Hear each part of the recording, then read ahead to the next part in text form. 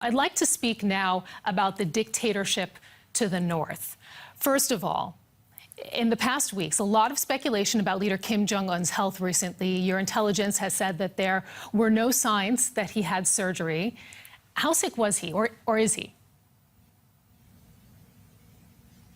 Well, our intelligence is robust, and we share and analyze a great deal together with our ally, the United States. And all indications we have is that there is no unusual activity, whether it's his health or the society as a whole. Obviously, there's a limitation because it's a closed society. Information is very difficult to garner, but to the extent that we know, we don't detect any unusual developments.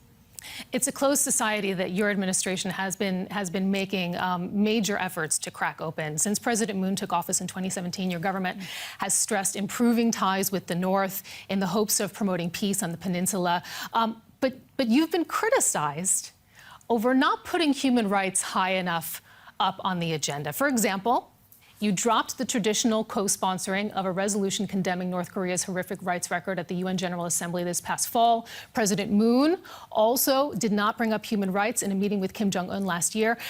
Have you sacrificed calls to improve human rights in order to keep the dialogue going?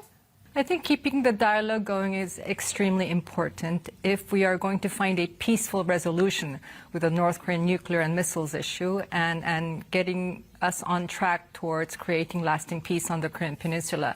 Human rights is a very big issue when it comes to North Korea, and we support the international efforts, the UN efforts in this regard. Obviously, to keep the engagement going, we have to balance everything, and it's a decision given all the consideration, the judgments that we make. It's not that we don't consider a human rights issue of North Korea any less, but in the tactics and the strategy in promoting the engagement with North Korea has to weigh all factors and proceed. But there's a critical mass of criticism, and I'd just like to highlight a couple of them because the United Nations Special Rapporteur on Human Rights in North Korea has said the following: integrating fundamental human rights into the current negotiations is crucial for the sustainability of any agreement for denuclearization and peace on the Korean Peninsula and beyond. Can you really wait to talk tough on human rights with North Korea? I mean, doesn't that undermine the legitimacy of your efforts? I don't think so. I think human rights has a place, and I think the human rights mechanisms of the United States, the United Nations, plays a very important role in keeping the engagement on that track. But there's another track to engagement with North Korea, which is the peace and security track. And at some point, they have to come together. But at this time, our judgment is that the security track has to take precedence. You've also been heavily criticized as you are prioritizing that security track of turning a blind eye in another way.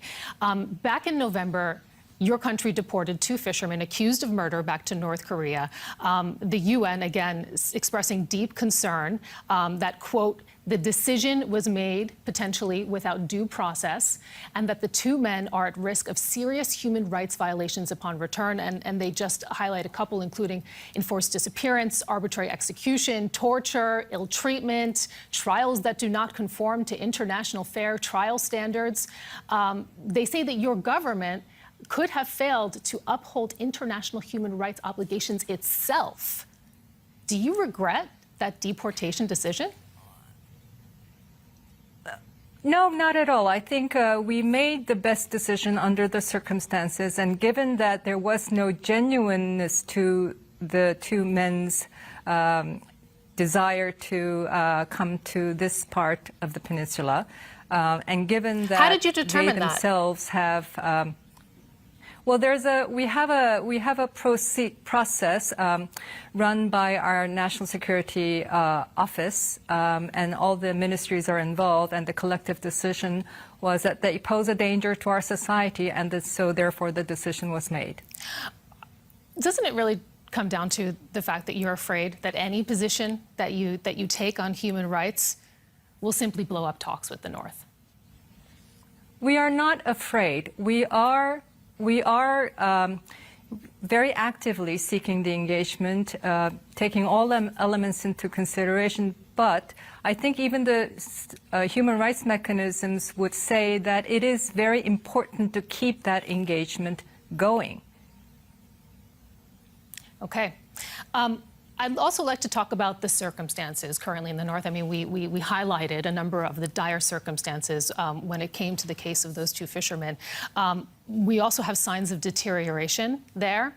The country has had a poor harvest season. Now with coronavirus, there are destabilizing factors, both economically, potentially on the health front as well.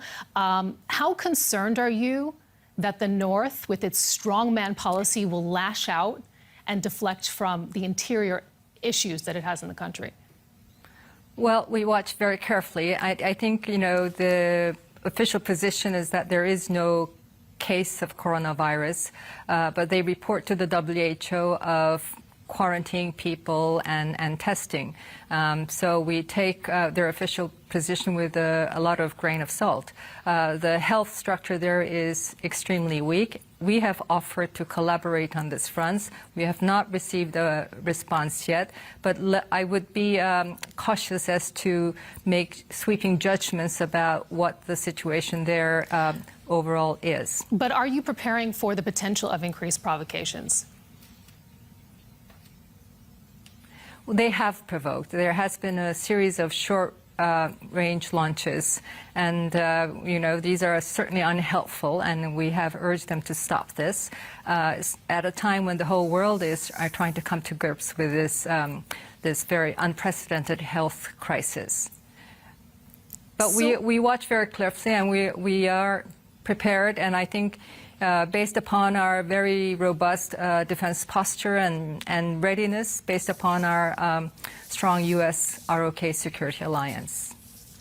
Let's talk a little bit more about that alliance and your readiness to face any potential threat from the North. You've mentioned that they've already provoked. You have actually been trimming back on some joint military exercises in an effort to engage the Kim regime in dialogue. The Carnegie Endowment for International Peace has said the following about that paring back. Canceling crucial exercises detracts from Seoul's very ability to manage the threatening neighbor it has been engaging with by downgrading South Korea's military readiness and compromising its ability to conduct operations with U.S. forces. Aren't you concerned that you might not be ready if Kim lashes out? I have full confidence in our military authorities in collaboration with the U.S. military authorities to keep up that robust preparedness despite the reconstruction of the exercises. That is done to support the diplomatic track, certainly, but all the while making sure that the preparedness is not in any way undermined. But it doesn't help, certainly, that your relations with the United States are not as good as they once were. You're currently at odds over the defense cost sharing. The U.S. has rejected your offer of a 13% increase in spending and instead is demanding a 5-fold increase. How do you want to come to an agreement, and what happens if you don't?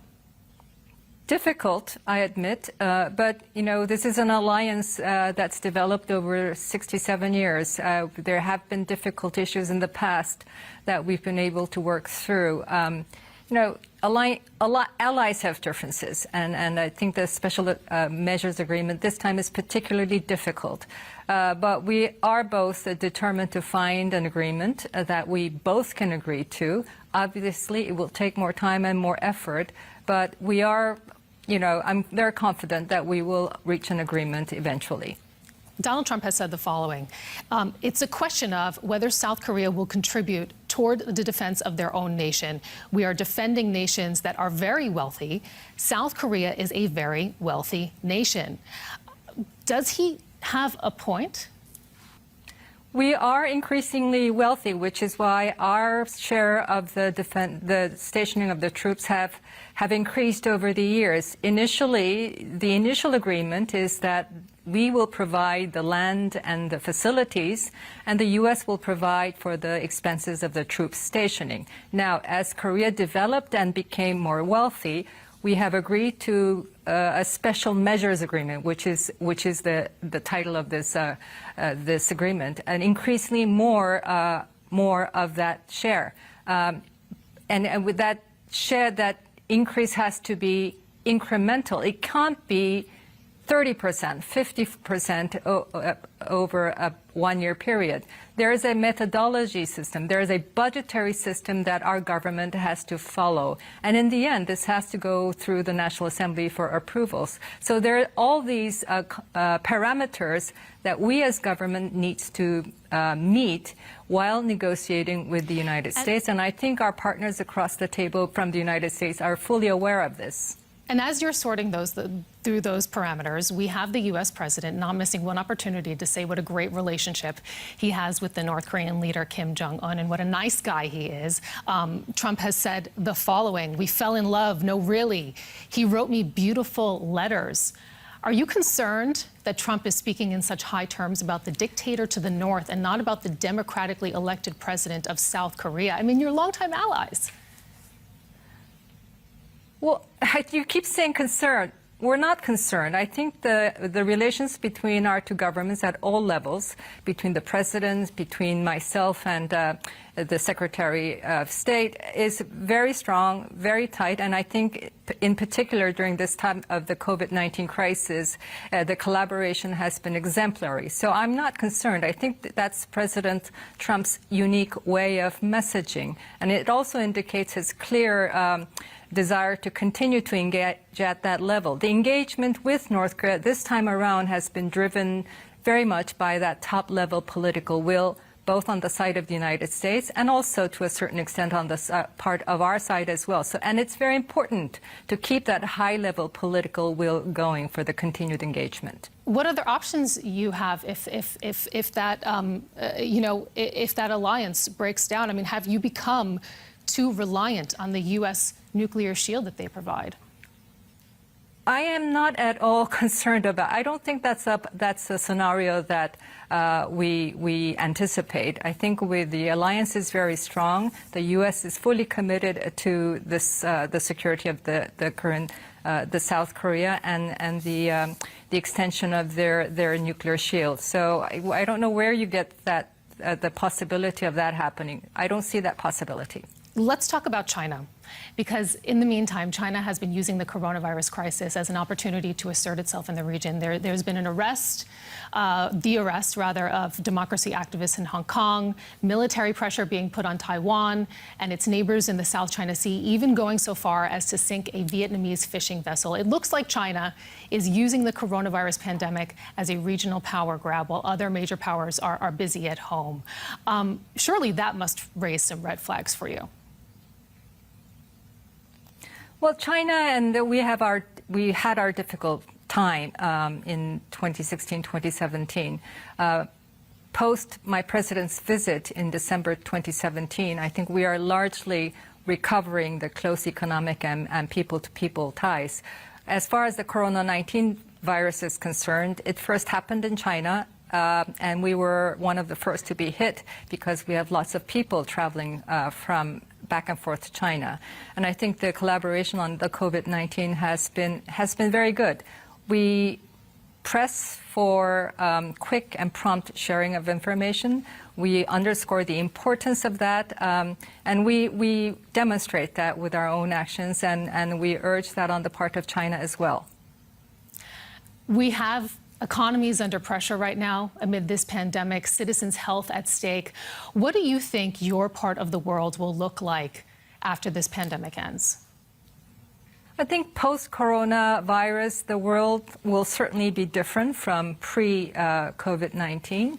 I think all economies have been severely hit by this. We are rolling out domestic economic stimulus packages for our strategic industries, for our small and medium businesses, for furloughed workers, for households. But that can only go to a certain extent. We are very dependent on our trade, our investment ties with overseas. So we very much hope that that also recovers. And we can't do that by ourselves. So I do hope that our partners will also see the self-interest in recovering the global value chains, the trade and investments, the business trips.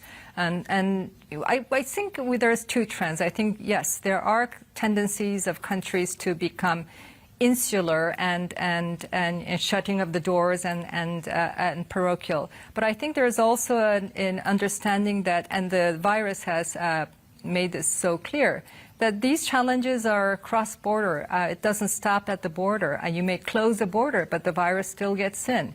And so there's an increasing call for global coordination at various fora, at the UN, at the WHO, at the G20.